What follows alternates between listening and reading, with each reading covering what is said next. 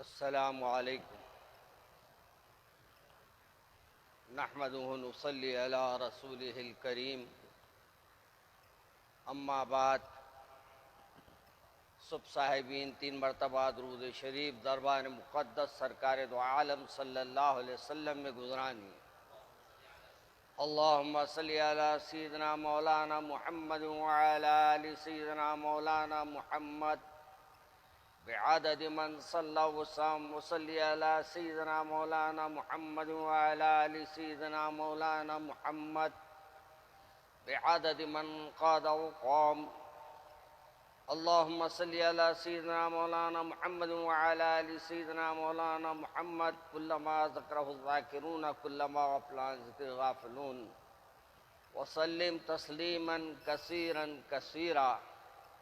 वअऊज़ु बिल्लाहि मिनश शैतानिर रजीम बिस्मिल्लाहिर रहमानिर रहीम।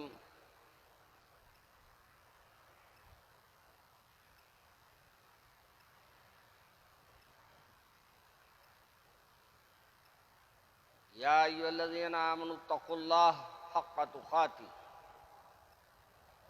अज़ीज़ान मुहतरम,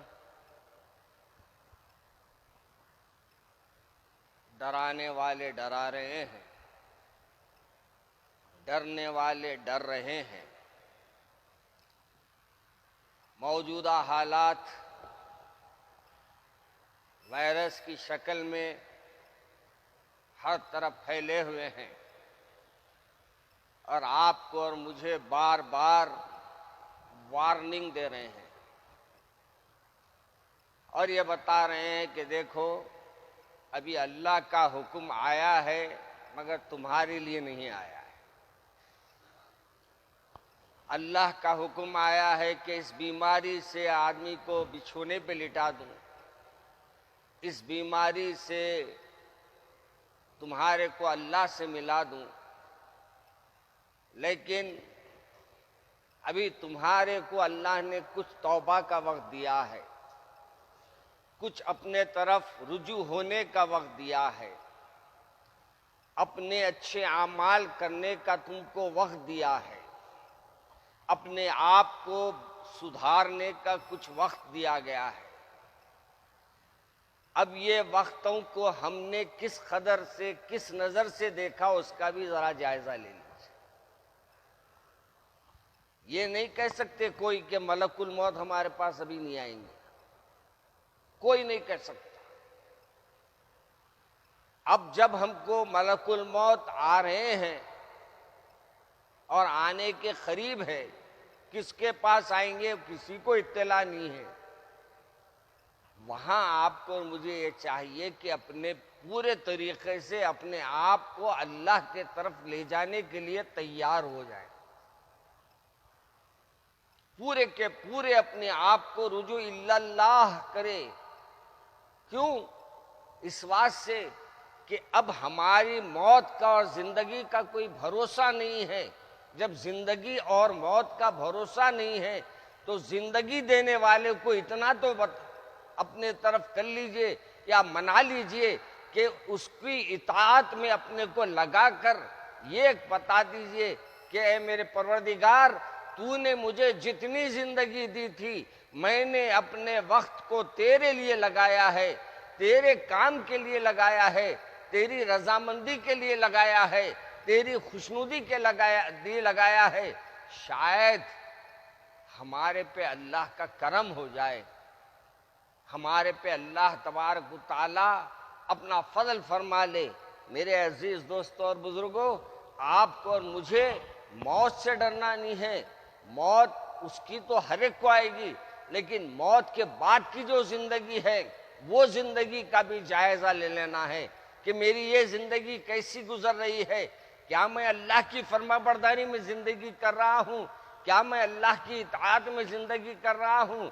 क्या मेरे को जो भी अमल मेरे हो रहे हैं वो अल्लाह को राजी करने के हैं या नहीं है?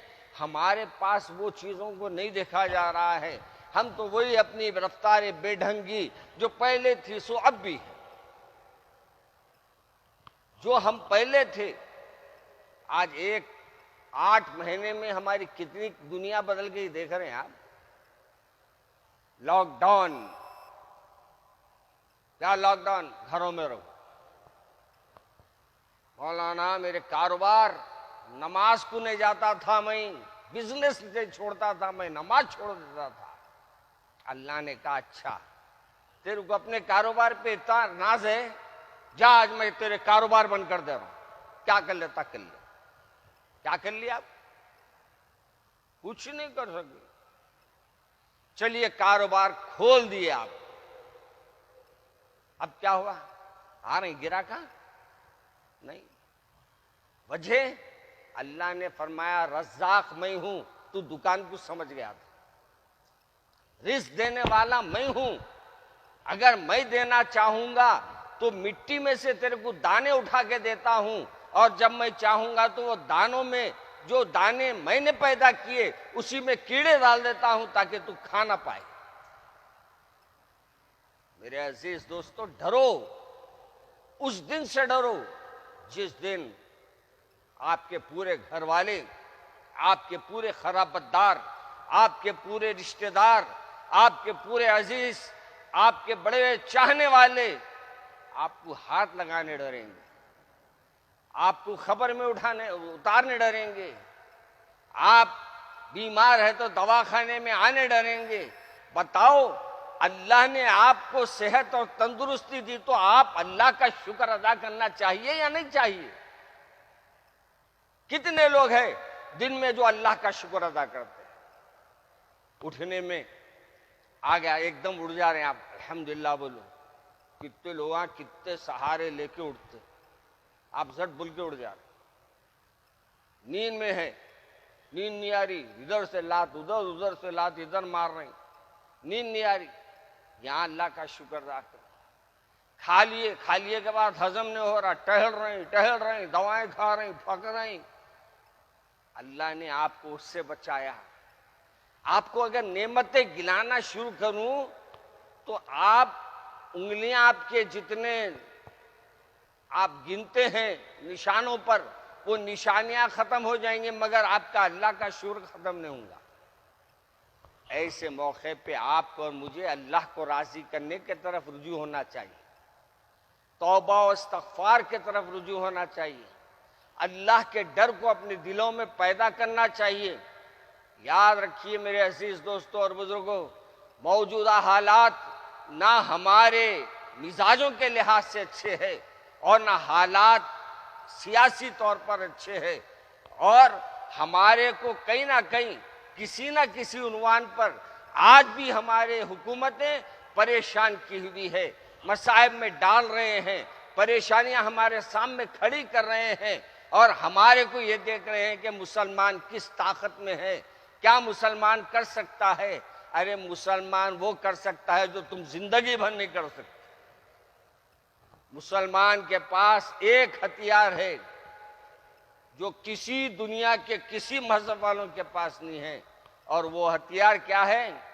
आप अल्लाह के सामने हाथ उठा लीजिए, मगर हाथ उठाने से पहले हाथ मैला मत रखिए, दिल मैला मत रखिए, जबान मैली मत रखिए, अपने आमाल मैले मत रखिए, फिर हाथ उठाइए। इंशाअल्लाह सुम्मा इंशाअल्लाह आपके हाथ उठेंगे इरादे के साथ, अल्लाह आपके इरादे को पूरा फरमा देगा।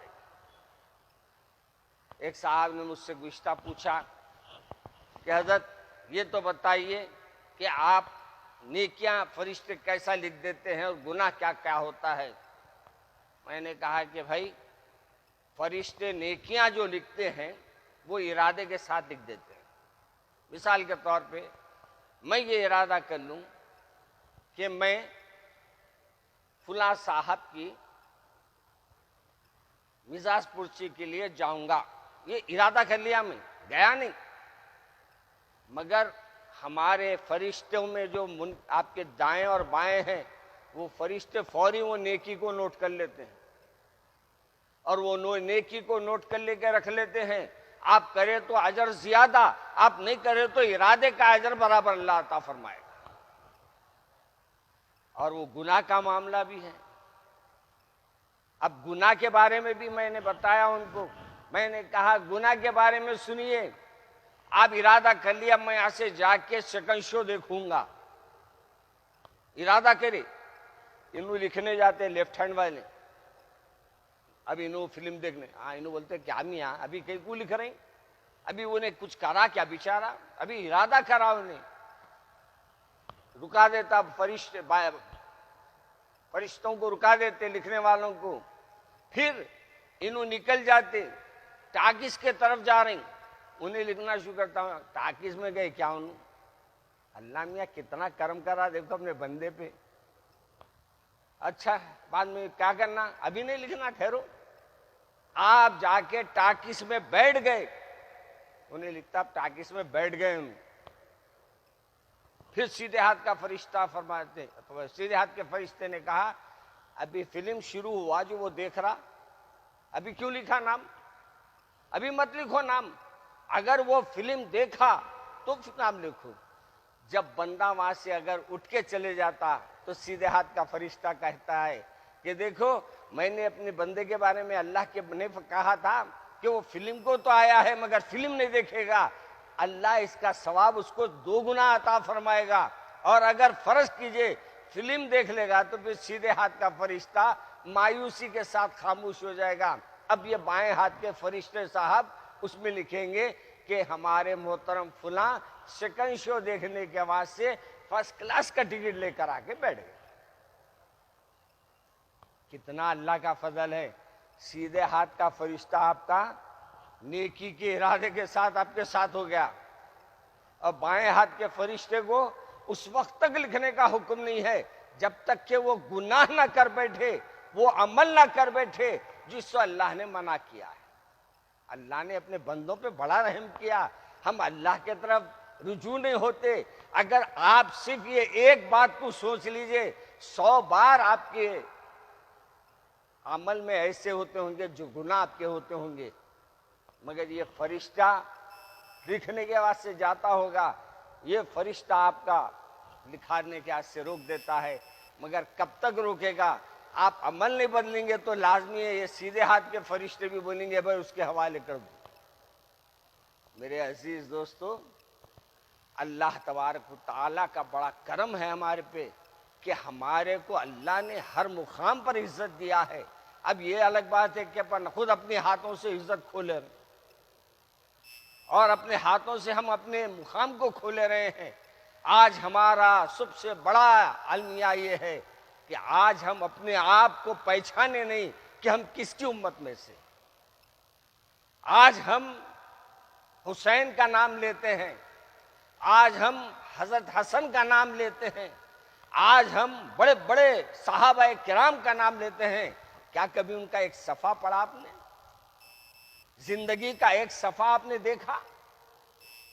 हसन रजी अल्लाह ताला अन्हु को ले लेता हूं मैं कि हजरत हसन रजी अल्लाह ताला अन्हु इतनी मोहब्बत लोगों से करते थे क्योंकि वो रहमतुल्लिल आलमीन के खानदान के थे। अब आप गौर फरमाइए, हजरत हसन रजी अल्लाह ताला अन्हु को जहर दिया गया। जहर देने वालों को आप जानते थे कौन दिए जहर? हजरत आपके छोटे भाई हजरत हुसैन रजी अल्लाह ताला अन्हु तशरीफ लाए, आकर कहा कि भाई आपको जहर किसने दिया? तो आपने कहा कि मैं उनको जानता हूं। कहा बोलिए नाम फरमा दीजिए आप, उसका मैं कत्ल कर देता हूं, उसका सर धड़ से अलग कर देता हूं। कहा हुसैन तुम बहुत जल्दबाजी कर रहे हैं, सुनो मैं तो ये इरादा कर लिया हूं कि रोज क़यामत में अल्लाह मुझे अगर कहे कि तू एक को जन्नत में लेके जा सकता तो मैं उसको पकड़ के जन्नत में ले जाऊंगा, कातिल को पकड़ के जन्नत में ले जाऊंगा। अरे हम वो रसूल की उम्मती है जिसके नवासों के ये अखलाक थे, ये मेरे रसूल के नवासे थे, मगर ये नवासे रसूल के अंदाज थे कि अपने कातिल को साथ ले जाने तैयार है। आज हमारा यह हाल है कि हम बकवा करने में किसी के बारे में नहीं थक रहे, किसी के भी उलमा की शान में, सहाबा की शान में, इनकी शान में, उनकी शान में, हत्ता ये कि अपने लोगों के बारे में भी जो मुंह को आया हाक ले रहे हैं। कभी किसी के घरों तक चले जा रहे हैं, कभी किसी के बेटियों तक चले जा रहे हैं। क्या हमारे रसूल ने कोई ऐसा सबक पढ़ाया हमको? क्या हमारे रसूल ने यह दर्ज दिया हमको? याद रखिए, अल्लाह के रसूल सल्लल्लाहु अलैहि वसल्लम ने कोई अमल ऐसा नहीं फरमाया कि जिसके दिल से मोमिन के दिल से मोमिन के दिल को तकलीफ पहुंचाए। जातियात की कोई लड़ाई नहीं है हमारे पास, जातियात से हमारे को कोई लेना देना नहीं है। हाँ, जहां अल्लाह का हुक्म आएगा वहां नाफरमानी होगी, जरूर हम उस पर आगे बढ़ेंगे। जहां कोई अहम कोई मसला आ जाता है तो हम जरूर उससे मुकाबला करेंगे। अब हम जो मौजूदा हुकूमत है उससे मुकाबला कर रहे हैं, मगर एक बात का किसी ने वादा किया और वादा लेने वाले वादा लिए हैं, तो हमारा भी काम है वादे के मुताबिक उस वक्त तक का इंतजार करे और अपनी जबान को कुछ बोलने से एहतियात करे। देखिए, वो कुछ करे ना करे, आप गुनाह क्यों बोल लेते? आप अपने अल्लाह के पास गुनाहगार क्यों बनना चाहते? हाँ, मौजूदा हुकूमत के ऊपर हमको एतमाद नहीं है। किस बात का नहीं है? हर बात का नहीं है, उनके ऊपर किसी किस्म का एतमाद नहीं है। मगर हमारे को एतमाद दिलाने वाले एतमाद दिला रहे हैं, हम उस वक्त तक का इंतजार कर लेंगे, क्योंकि हम उन पे भरोसा करते हैं और हम अल्लाह की वजह से उन पे भरोसा कर रहे हैं, इसलिए कि वो भी एक मोमिन है और उनके बोलने पे हमारा इंतजार जरूरी है। रहा दूसरे मुकामात पर जो ये हलचल हो रही है नामा बदलने की, ये एक बीमारी हो गई है उसको, वो बीमारी का इलाज नहीं है, और वो बीमारी का इलाज ये है कि इंशाअल्लाह अल्लाह इनसे कुर्सी छीन लेगा। ये कुर्सी टिकने वाली नहीं है उसके पास। उन्हें इमाम जामिना बन रहे जा जाके, क्या हुआ इमाम जामिन, हाथा चूम रहे इमाम जामिन बने, हाथा चूम रहे इमाम जामिन बने। अरे जमानत अल्लाह में उसकी लेता जो कौम का होता, जो किसी एक को खुश करने के वास्ते पूरी कौम का दिल को दुखा रहा है, उसके साथ कई की हमदर्दी, अल्लाह उसका कैसा जामिन बनेगा? उसका अल्लाह जामिन वामिन नहीं बनता। तुम 100 नीचे से ऊपर तक उसको इमाम जामिन पिला लो, बल्कि इमाम जामिन आप पूरे डब्बे में डालो, पानी हिला के उसको हिला दो, वो चेहरा बदलेगा उसका, वही मोटा रहेगा अपना। अब मोटा बोले तो हाथी याद आ गया साहब, मगर अब के बेचारा आई से नहीं मैदान में, उन्हें भी घोड़े दबा के भाग गया हो। याद रखो, हमारे दूसरे भाइयों का वो है मामला, हम उसमें नहीं जाते, वो उनके अमल है असाबे फिल के, हमको उससे ताल्लुक नहीं। हमारा अमल क्या है? हमारा अमल ये है कि हम तो हुसैन को याद करते हैं कि कुर्बानी से, हम हुसैन को याद करते हैं अल्लाह के लिए अपनी गर्दन कटाने की वजह से। हुए सजदे ही में शहीद भी, कहूं क्या अदा थी हुसैन की। हुए सजदे ही में शहीद भी, कहूं क्या अदा थी हुसैन की। ये अजब तरह की नमाज थी, ना अदा हुई ना खजा हुई। ये हुसैन अलग थे हमारे, हजरत हुसैन रजी अल्लाह तआला अन्हु अल्लाह के प्यारे रसूल सल्लल्लाहु अलैहि वसल्लम के ऊपर, यानी हमारी उनके ऊपर हमारी जान फिदा। आपके अंदाज दुश्मनों को आखिरी वक्त तक उन्होंने कहा, देखो तुम जो अमल कर रहे हैं इससे तुम्हारी जिंदगी बर्बाद हो जाएगी, ईमान खत्म हो जाएगा, तुम नवासे रसूल से यह काम कर रहे हैं।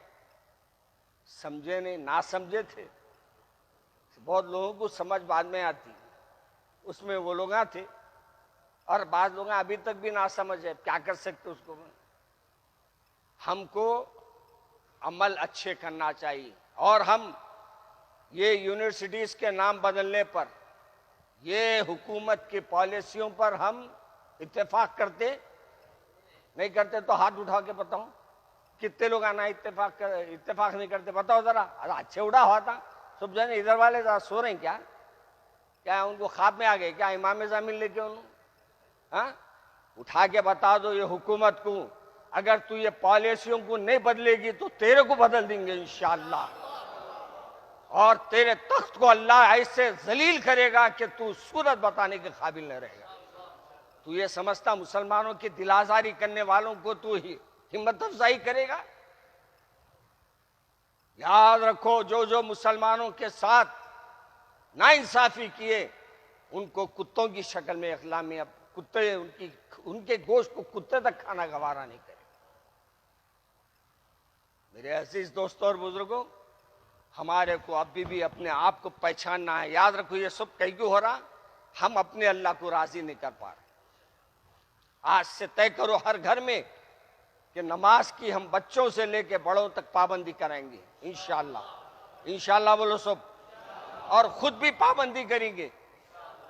और नमाज के साथ साथ कुरान पाक को आगाज करो घरों में, एक एक पारा पढ़ो, एक एक रुकू पढ़ो, एक एक आयत पढ़ो।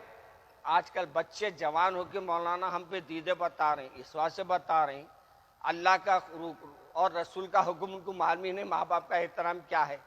तुम बताए नहीं तो अब दीदे ने तो क्या बताएंगे उन्हें। अगर तुम थोड़ा सा हमको मुसलमान बना देते, उसके बाद इंजीनियर बनाते, डॉक्टर बना के कलेक्टर बनाते, आईएएस बनाते, वो अलग बात है। दूसरी बात, आज हमारे बच्चे ग्रेजुएशन के बाद थक जा रहे हैं।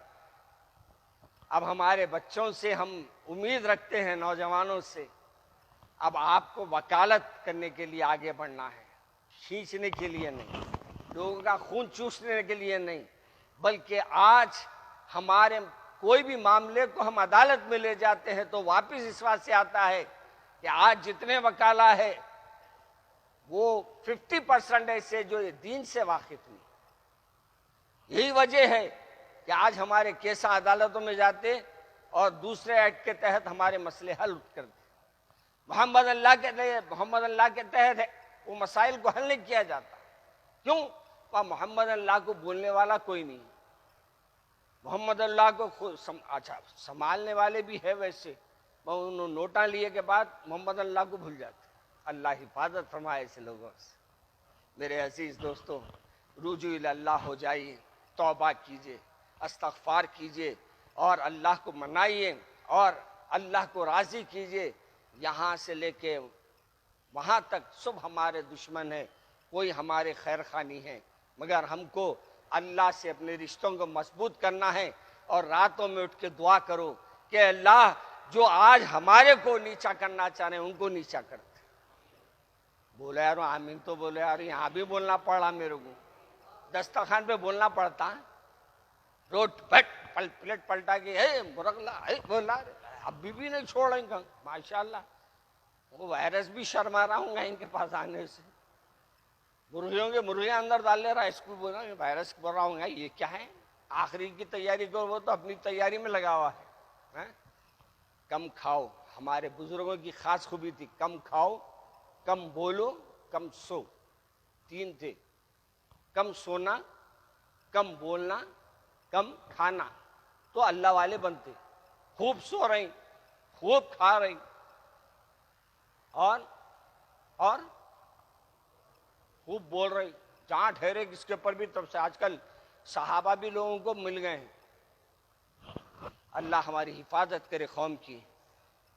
मेरे अजीज दोस्तों, मेरे को हैरत हो रही है, मैं गुज़िश्ता 2 वक़्त ऐलान करा मिली बैतुल माल का, माशाल्लाह 1700 रुपये वसूल हुए। अरे मियाँ 1700 2 औरतों का वजीफा नहीं है, 3 औरतों का। हमारे पास दरखास्तें 100 है, हम वजीफे 60 औरतों को दे रहे हैं। क्यों? हमारे पास मालिया नहीं है, कहाँ से करेंगे हम। हर महीना 500 रुपये हम उनको देते हैं और दवाएं देते हैं 1 महीने के। अब आपको दरखास्तें देने वाले 100 के करीब दिए हुए हैं, हमारे पास बजट उतना नहीं है कि हम 100 को दे सके। इसलिए आपसे हम कहते हैं कि भाई हर हफ्ता आप 50-50 भी दे दिए तो एक बेवा का महीने का खर्चा तो निकलेगा ना। आप याद रखो, किसी यतीम के हाथ पे रख देते हैं तो अल्लाह आपकी औलाद को यतीमी के दाग से बचाता। आप अगर किसी बेवा के घर का मामला संभाल ले, इंशाअल्लाह अल्लाह आपके घर वालों को बेवगी के दाग से बचाएगा। तो एक बीवी बोली, अच्छा हुआ नको जो कहीं भी आप